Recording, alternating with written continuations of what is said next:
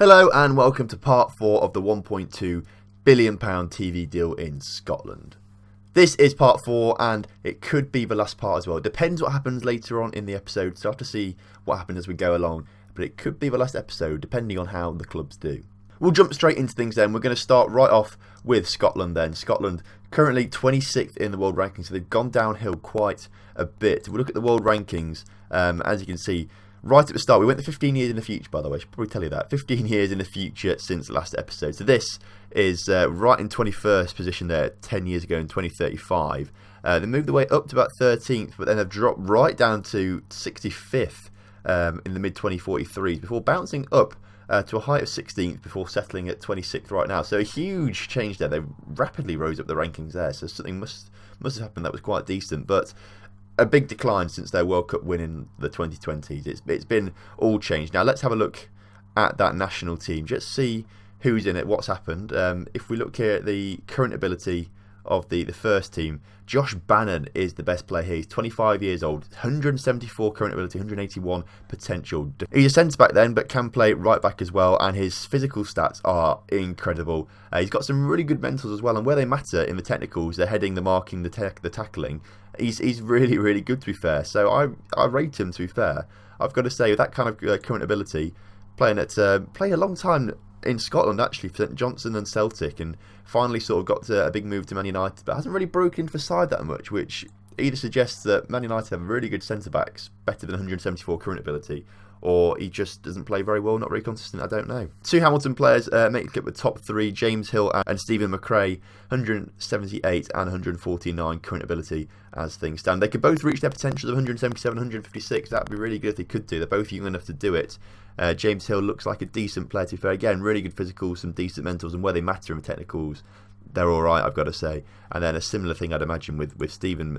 He looks pretty decent, although he's got some good technicals, some good mentals, and some good physicals. So he's more rounded, more across the board, well-rounded, I think. And as long as they start to increase as he gets better with age, I think he'll be a decent player in future.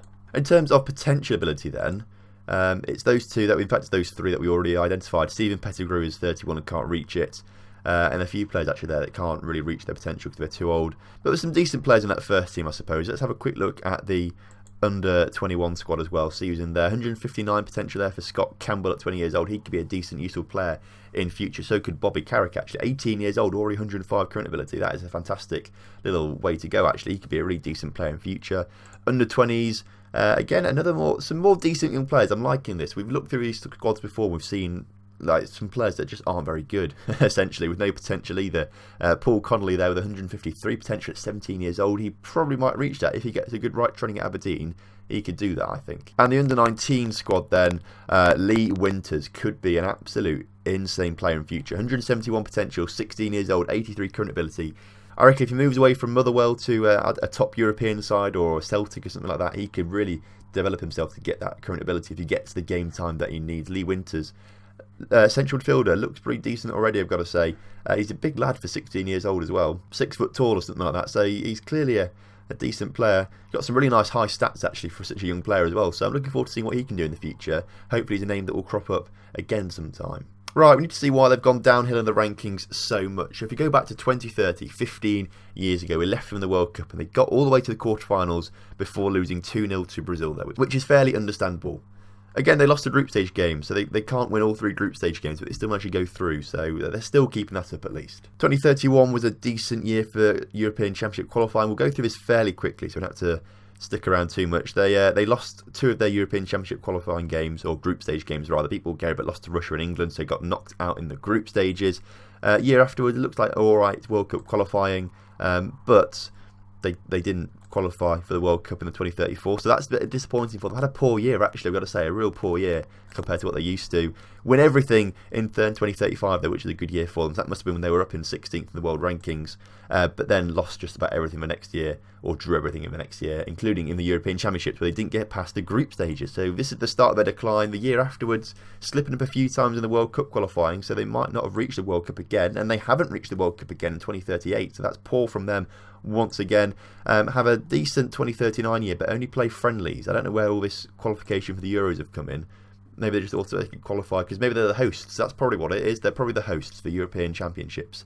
But they lose to Sweden, Poland, but beat Serbia, but it doesn't get them out of their group. So unfortunately, once again out of the group stage for Scotland. 2041 World Cup qualifying, it looks pretty good on paper, but I guess it's these losses against Serbia and the Netherlands that just aren't going to be good enough. Like Serbia will probably top the group because of that. And again, Scotland not in that World Cup, so they've not been in the World Cup for a long time. These are the former winners of the World Cup. Remember, they won it back in the 2020s at some point.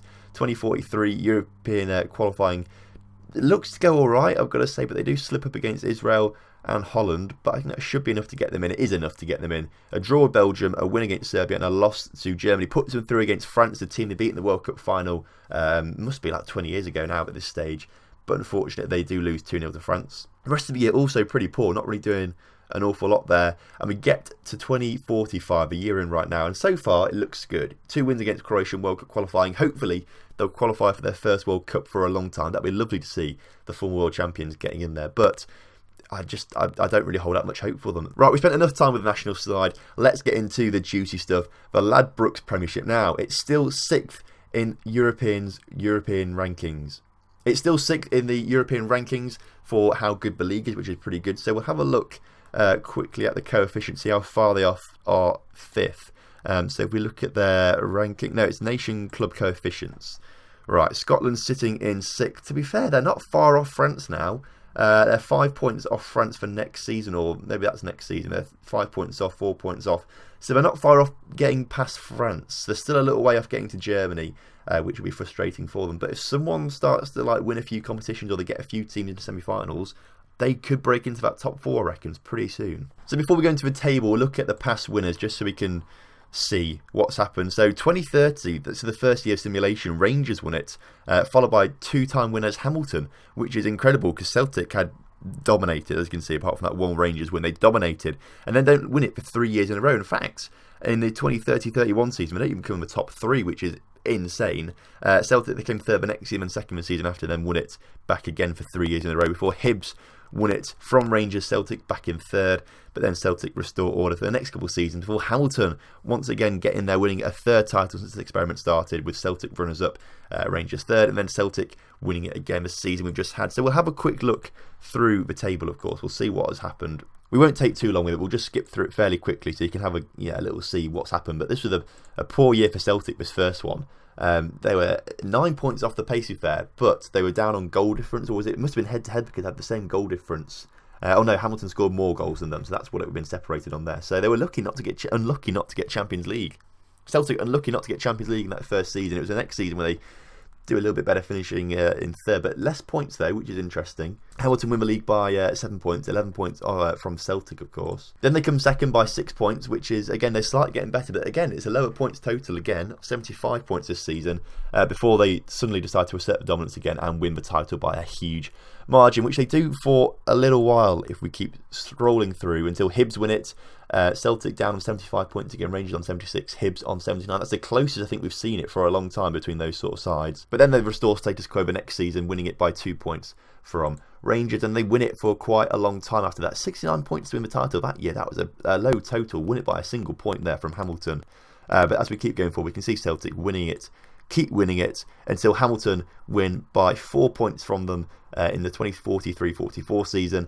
And then the season we have just had, Celtic win it by a 10-point margin from Rangers. Again, on transfers, we're going to skip through this pretty quickly just to see if we can see some massive transfers. A lot of these players in these early stages now are retired, so we can't really click on them too much. I suppose this big one, 23 million, that's quite big. The next one was 17.75 million from Shakhtar to Hamilton for Alexei. He's still playing, but he's now an assistant manager. So he finished his career at Hamilton, played there for a long time actually, and actually looked like a pretty decent player, to be fair, so we'll give him that. He looked like a decent player.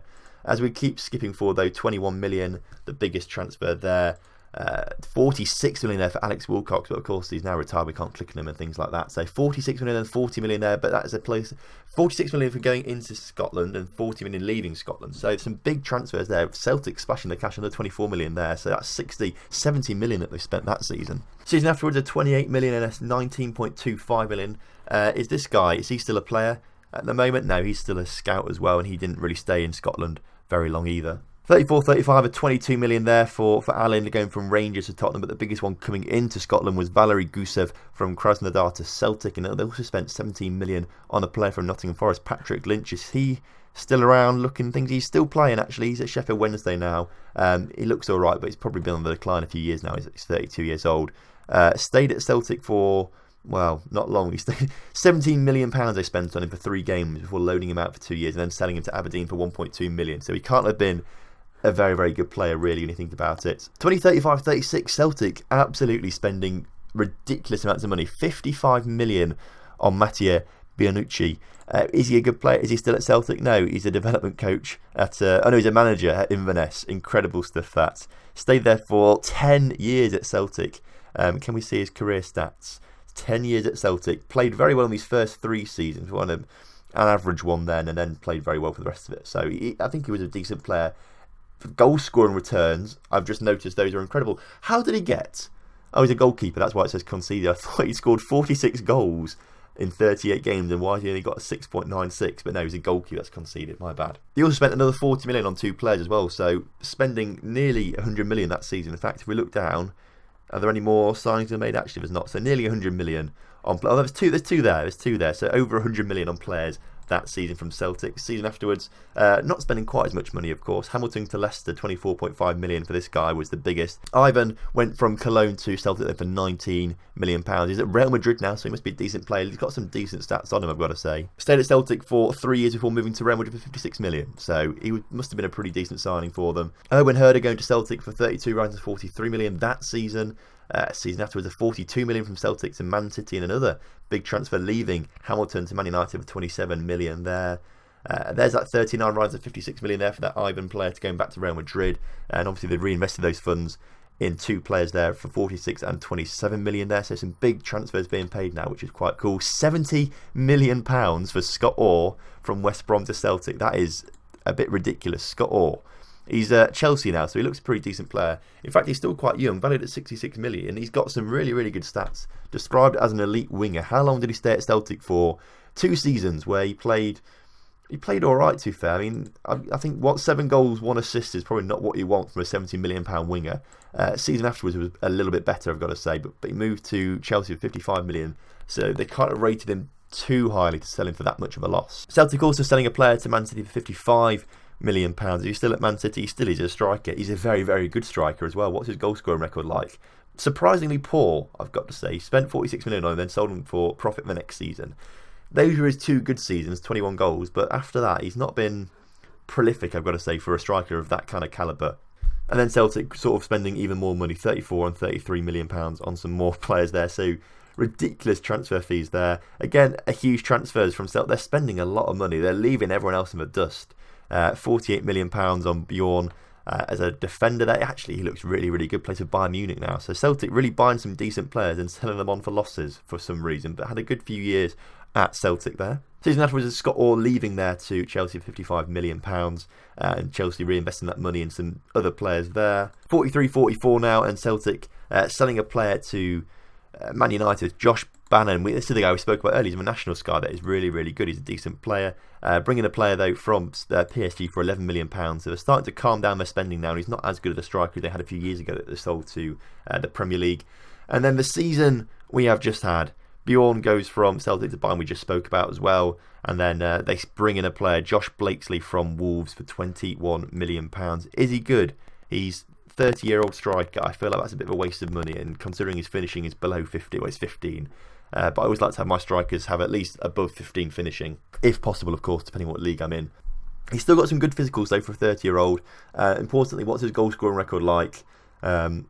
It's all right. I mean, he could barely score more than 10 goals in the Premier League, and if Celtic want to be serious about winning a European competition, they don't need a calibre striker like this. They need a striker who's much better.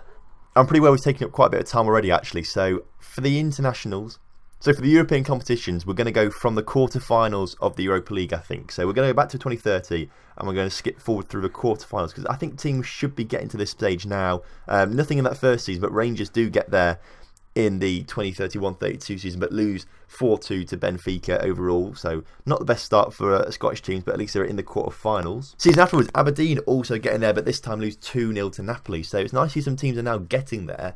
Hopefully we'll see a few more names crop up, but Aberdeen there as well now. Season afterwards, no one, and I don't think anyone coming up until we get to the 2035-36 season when Rangers beat Tottenham on penalties, which is pretty big.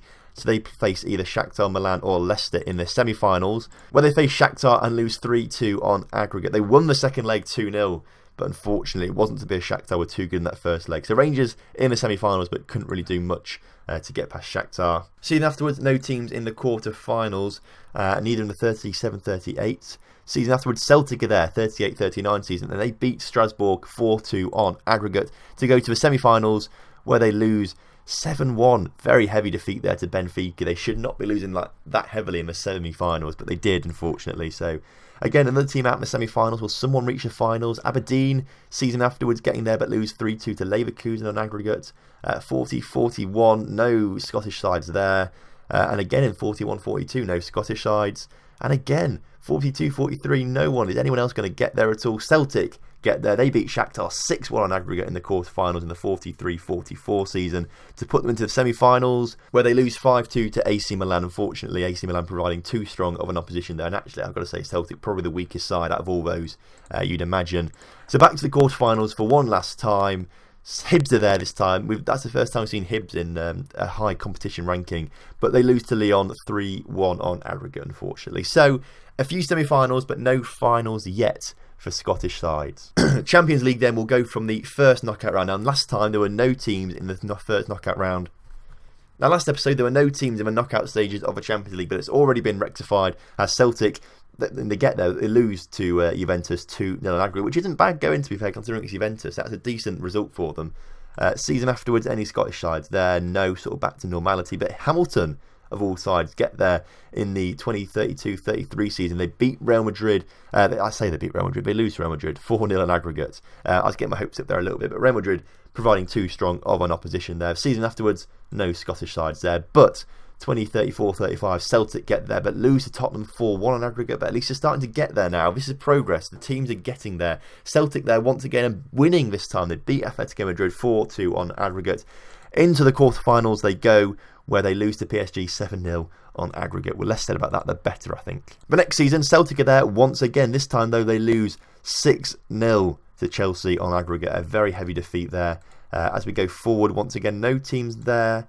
And there's no teams in the 38-39 season or the 40 season. This is starting to have a bit of a dry patch now for Scottish side until the next season, the 40-41 season. Celtic are there, lose very narrowly to Benfica 2-1 on aggregate, despite winning the second leg 1-0. The first leg, they just weren't good enough. 41-42, Celtic are there once again, but lose 4-1 to Man City this time. This is probably when they sold some of the decent players that they had. They might have had a chance, actually. They kept some of that really good players that they sold for a lot of money. Season afterwards, though, maybe they did have a chance. They beat AC Milan 3-1 on aggregate. So that's good going for Celtic. Into the quarterfinals, where they lose to Juventus 4-0. But at least they get into the quarterfinals now. That's 2 appearances in the quarters for Celtic now. 43-44 season, no Scottish sides there. And then the season we've just had, there's 2 Scottish sides. Hamilton lose to Barcelona 3-0 and 4-0 on aggregate. And Celtic lose 7-1 to Juventus. But that's 2 sides there in the first knockout round for the Champions League, which is fantastic. Right, well, that is it for today's episode. So thank you very much for watching today's video. If you have enjoyed it, make sure you do drop a like on the video. Subscribe to the channel if you're new around here. And I will see you next time.